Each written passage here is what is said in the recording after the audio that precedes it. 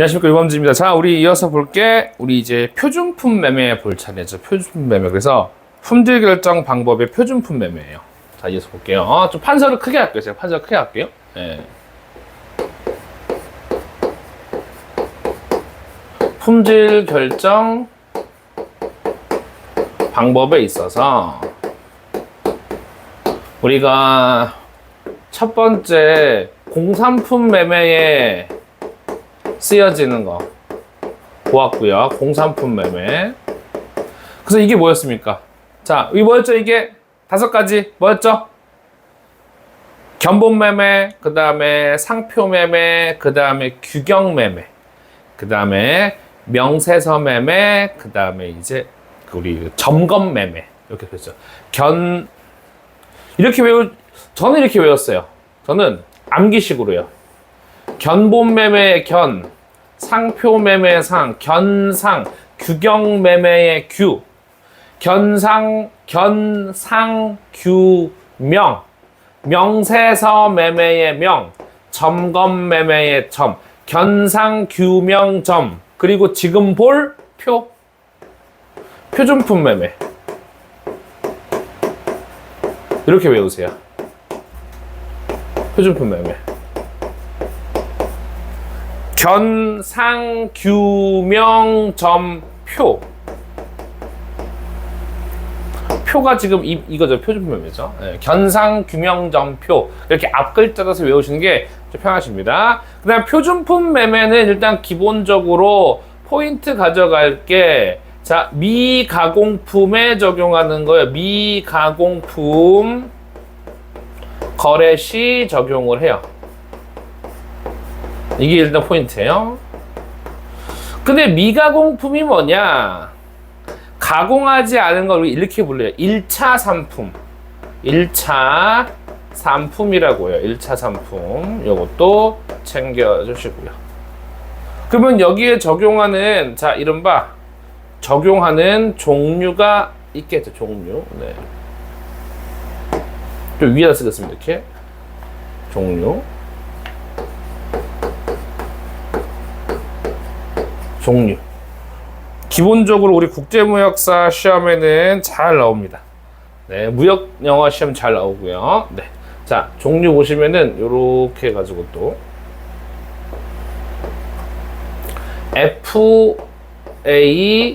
FAQ라서 FAQ. 약자의 약자. 우리 교재 7페이지 보시면 Fair Average Quality라고 돼 있죠. 그대로 교재 참고해 주시고요. 평균 중등 품질 조건이라 그래요. 딱 이건 딱 깔끔하게 딱 두 가지만 기억하시면 됩니다. 자, 제목은 기억해 주셔야죠. 플레임은 교재로 꼭 확인해 주세요. 평균 중등 품질 조건이에요. 그러니까 교재에 있는 거를 서브노트로 갖고 가시려면 이렇게 정리하시는 게 좋죠. 평균 중등 품질 조건에서 교재 내용은 나와 있는데 말 그대로 계약 체결 시 전년도 수확물의 중등품을 표준의 가격으로 책정. 인도할 상품은 당해 계절의 중등품일 것을 조건으로 하는 경우에 해당한다. 자, 조금 쉽게 설명하면요. 평균 중등 품질 조건 조금 쉽게 설명하면요. 자, 계약 시 계약 시 품질이에요. 예. 계약 시 품질을요. 지금 품질 결정 방법인 거잖아요. 품질을 전년도 중등 뭐예요? 중간 등급.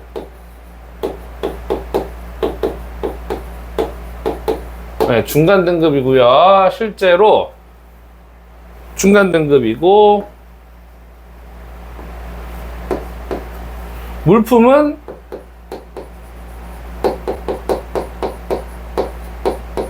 미래에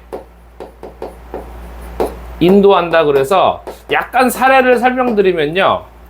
우리가 배추 같은 거 계약을 할 때 제가 배추 농가에 가서 계약을 해요. 그리고 이 배추 농사를 저를 위해서 지어달라고 해요. 그러면 제가 계약금을 걸고 이제 그 농부가 농부분이 저한테 품질은 어떻게 해드릴까요? 라고 물어봐요. 그럼 전 농부한테 전년도 작년에 수확했던 중간 등급으로 결정하겠습니다. 그 중간 등급으로 올해 지금 25년도죠. 24년도에 중간 등급 품질로서의 품질을 결정을 하고요.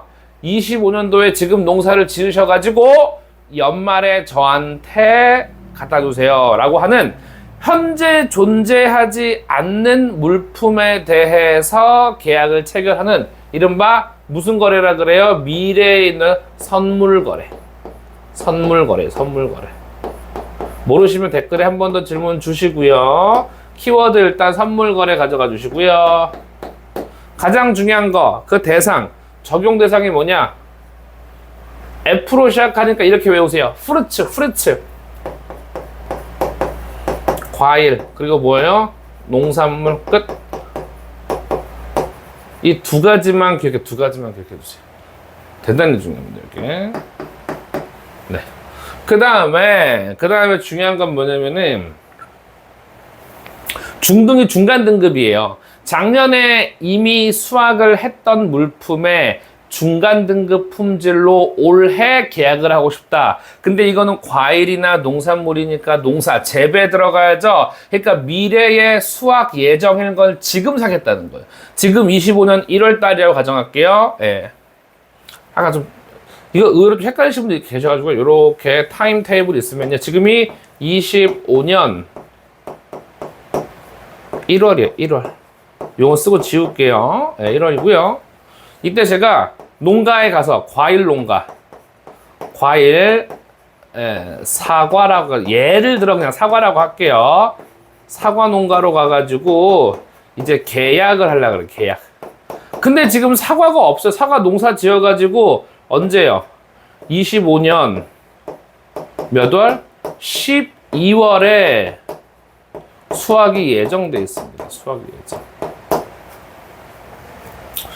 그럼 지금 이 1월 시점에서 농가와 계약을 진행하는데 지금 말씀드린 대로 품질을 결정해야 되는 거잖아요. 품질 결정. 맞죠?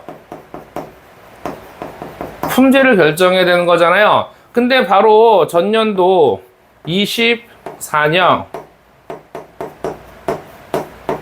1월에 24년 그냥 대략 1월이라고 1월에 1월에 이미 기존에 수확했던 것들 중에서 무슨 등급이에요? 중간 등급. 중간 등급으로 품질을 결정하고 그리고 시간을 해서 요때 수확을 한다는 거예요. 그러니까 이미 미래에 수확할 물품을 지금 계약하는 거잖아요. 미래에 있을 물건, 퓨처 굿즈라 그래요. 퓨처 굿즈. 이게 바로 무슨 거래라고요? 이게 바로 선물 거래. 이렇게 된다는 거예요. 이렇게. 요거 잊지 말아 주시고요. 요거 그냥 잘 샀으니까 안 줄게요. 네. 요겁니다. 이렇게 한번 가져가 주시면 됩니다. 네. 선물 설명이 길었습니다. 자, 그 다음에 옆에 쓸게요. 옆에. 자. 이제 조금. 그럼 뭐냐, 이제는 두 번째가 요거 이어지는 거, 요거 요렇게 이어지는 거예요. 네. GMQ래, GMQ.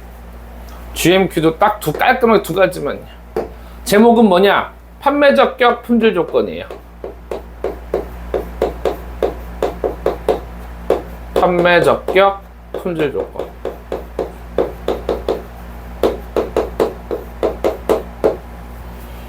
자, 판매가 적합하도록 품질을 유지하는 조건이다. 뭐 이런 뜻이고요. 여기에는 G 뭐예요? 고등어. 다시 말해서 고등어는 바로 얼리죠. 냉동어류 그리고 목재 가져가 주시고, 교재 보시면 GMQ 나와 있죠. 주로 목재나 냉동오류의 경우에 이용되는 방식이다. 가볍게 한번 가져가 주시고요. 자, 그 다음에 여기 일단은 서브노트를 만들 목적이라면 이해를 위한 목적이어도 서브노트를 만들 목적이어도 일단은요 요것만 가져가세요. 요거부터 떠올려야 뭐가 되더라도 됩니다. 떠올리는 것부터가 바로바로 돼야 됩니다. 제가 자꾸 질문 드릴 거예요, 여러분한테. 자, 그 다음에 뭐예요? USQ. 이것도 똑같습니다. 제목은 뭐라고요? 보통 유주얼 스탠다드라 그래서 보통 표준 품질 조건이라고 해요. 보통 표준 품질 조건이라고 합니다. 네, 보통 표준 품질 조건. 그 다음에 이거는 그렇죠. 홍삼. 그 다음에 이제 울릉도 오징어. 미국산 원면이 있어요. 그러니까 이 친구들은 이겁니다. 이렇게 좀 해석해 볼게요. 예를 들어 공인검사기관에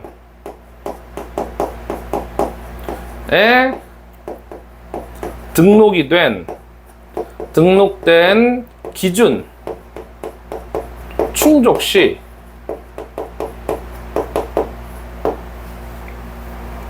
시 기준의 충족 시 품질이 인정입니다. 품질 인정. 네. 예를 들어서 뭐냐? 예를 들어서 우리가 홍삼 하면 주로 몇 년근 홍삼이라고 많이 얘기해요. 예를 들어 홍삼 같은 경우는 6년근 홍삼이 바로 이제 판매되는 것이 일반적입니다. 왜 6년근이냐? 인삼을 말려서 만든 홍삼, 여기에 이제 들어있는 게 우리 이제 사포닌 성분이 가장 풍부하다는 거예요. 그러면 우리는 이렇게 한번 상상을 해볼게요. 예. 지금 이 오디오에 무슨 소리가 들어간지 모르겠네요. 그래서 오토바이 지나가는 소리가 나가지고, 예? 양해 부탁드립니다. 예를 들어서요, 홍삼의 이 사포닌 성분이 가장 높을 때가 예컨대 97%라고 가정을 해보. 97%. 근데 이게 하필이면 딱 몇 년 키웠을 때예요? 6년 키웠을 때래요.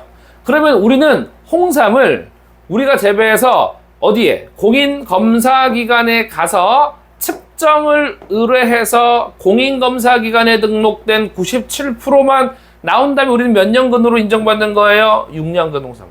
근데 이게 꼭 6년을 안 키워도 97%가 나올 수 있나요? 저는 모르죠, 그거를. 제가 진짜 안 해봐서. 네, 그렇습니다. 근데 통상 6년 정도를 키운 게 가장 사포닌 성분이 가장 이제 많다라고 하니까 참고해 주시고요, 요거요. 네. 그래서 기본적으로 FAQ, GMQ, USQ 세 가지가 표준품 매매에 들어가는 거고요. 이제 요거 다음이 곡물류 품질 조건이라고 또 있습니다. 그거 잠깐 볼게요. 요거 꼭 판서 정리해 주시고요. 잠깐 지울게요. 곡물류 품질류라고 품질 결정 방법이라고 또 있습니다. 그것도 이제 뭐 간단해서 가져가 주시면 될 것 같아요.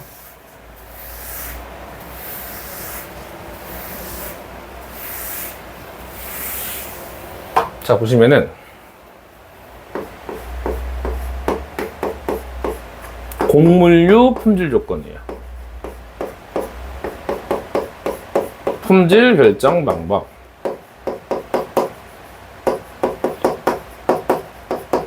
지금까지 정리했던 건 우리 교재 7페이지까지 여러분 봐주시면 되고요. 한 장 넘기시면은 이제 8페이지에 보시면은 품질 결정의 시기라고 해가지고 1, 2, 3번 있는데 품질 결정 방법 먼저 갖고 오고 품질 결정 시기 들어가면은 될 것 같습니다. 네. 곡물류라고 해서 별도로 규정했고요. 이유는 간단합니다. 왜 그럴까요? 왜? 거래량이 많으니까.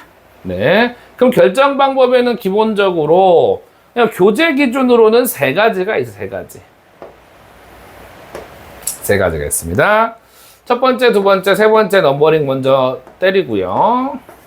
서브노트 만드는 거다 생각하세요. 서브노트. 첫 번째는 TQ. 교재에 대부분이 있으니까 저는 최대한 줄여 쓰겠습니다. RT 그리고 SD라고 하겠습니다. TQ는 이제 우리 영어로 치면 딸래빨래라고 하는데요. 딸래빨래라고 하는데요. 뭐 주로 나오는 게 런던 곡물 시장에서 유래됐습니다. 네. 그래서 우리 런던 곡물 시장. 그래서 곡물 거래죠. 곡물 거래. 기본적으로. 곡물 거래. 곡물 거래고요. 네. RT 보시면 RT 보시면 요거는 러시아산 호밀 거래. 호밀 거래에서 유래가 됐습니다. 여러분, 참고로 전 세계에서 가장 호밀을 많이 수출한 나라가 바로 러시아입니다. 러시아. SD는 요거는 제가 하나 지금 말씀드릴 거예요. 일단 SD는 영어로는 Sea Damage예요.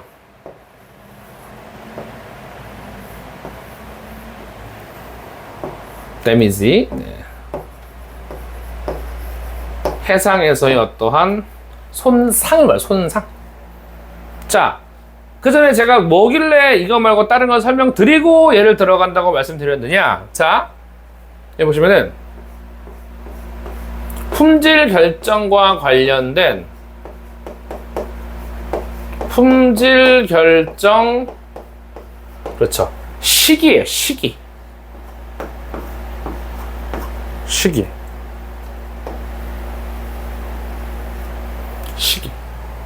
자,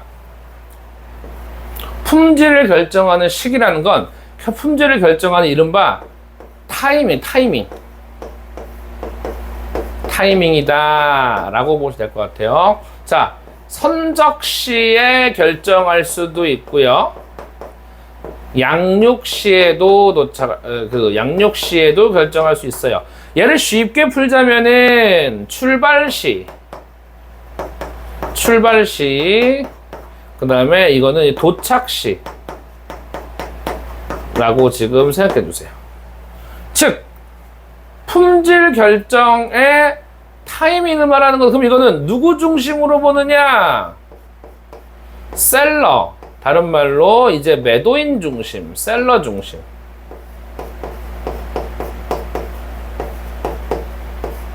중심이래, 중심. 네. 자, 그럼 잘 보세요. 선적시, 출발시. 자, 이어쓸게요. 출발시까지만 셀러가 품질을 보증하면 된다는 거예요. 이거 문제 없습니다라고 품질 보증하면 되는 거고요. 밑에 거 양육시까지 셀러가 품질을 보증한다는 거예요.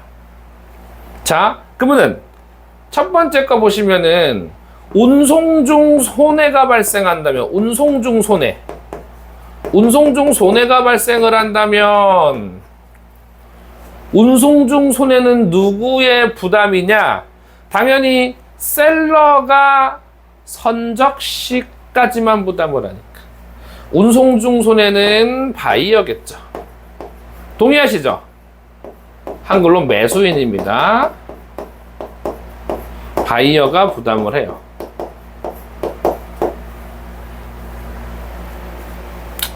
그리고 밑에 거 운송 중 손해 같은 거는 당연히 셀러가 도착 시까지 책임을 지는 거니까, 그렇죠.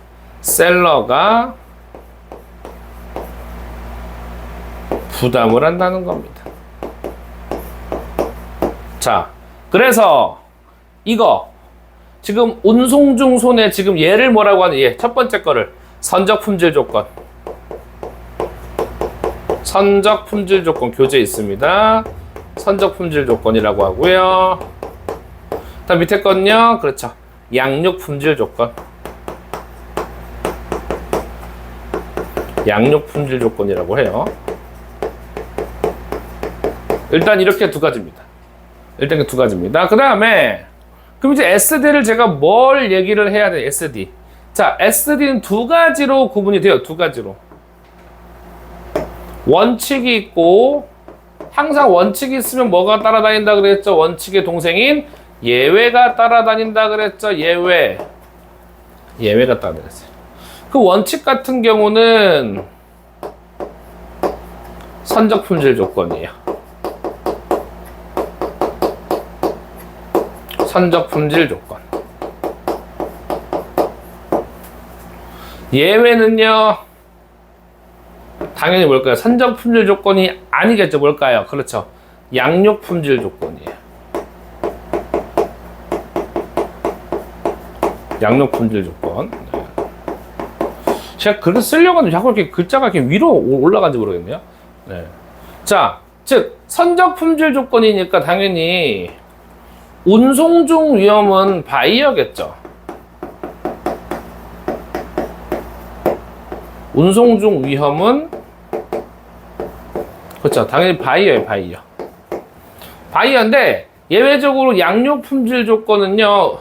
운송 중 위험이 셀러인데 자, C 데미지죠. C 데미지. 예. 우리 해수라 그래. 해수. 바다 해자에 물 숫자 써가지고 해수. 바닷물.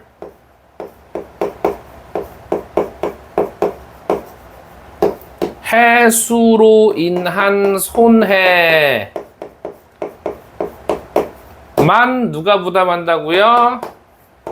셀러가 부담하는 거예요. 즉, 양육 품질 조건에서 셀러가 부담하는 부분이 전체 손해예요? 오로지 바닷물에 의해서 발생한 손해만이에요? 바닷물에 의해서 발생한 손해만 셀러가 부담하는 거예요. 그럼 반대로 해적에 의해서 손해가 났다면 그렇죠. 그건 누구 부담이에요? 여전히 선적 품질 조건으로 들어가서 바이어라는 거죠. 오로지 가는 도중에 무슨 바닷물에 의해서 물품이 데미지를 입었다. 우리 철강 같은 거는 바닷물 묻어서 녹슬 수도 있고 젖을 수도 있잖아요. 종이 같은 건 젖을 수도 있잖아요. 그런 걸 뜻하는 겁니다. 그래서 그렇게 봐주시면 될 것 같습니다.